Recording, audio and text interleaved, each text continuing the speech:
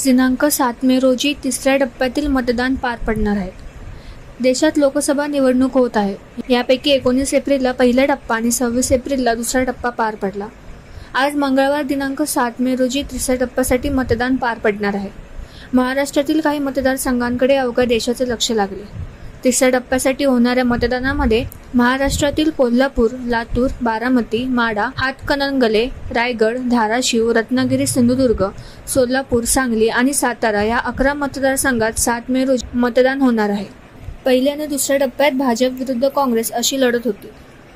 मात्र आता नव्याने निर्माण झालेल्या राष्ट्रवादी शरदचंद्र पवार, अजित पवारांची राष्ट्रवादी, शिंदेंची शिवसेना आणि ठाकरे गट यांचे उमेदवार या तिसऱ्या टप्प्याच्या रिंगणात आहे. त्यामुळे देशभरात लोकसभेच्या निवडणुकांनी राजकारण चांगलेच तापले. या तिसऱ्या टप्प्यात 93 जागांवर मतदान झाले. त्यात महाराष्ट्रातील 11 जागा आहेत. देशातून एकूण 1351 उमेदवार तर महाराष्ट्रातील 11 लोकसभा जागांतून 519 उमेदवारी लोकसभेसाठी उभे आहेत. तिसऱ्या टप्प्यातील 7 मे रोजी होणाऱ्या मतदानामध्ये देशातील काही प्रमुख लढती रिंगणात उभ्या आहेत.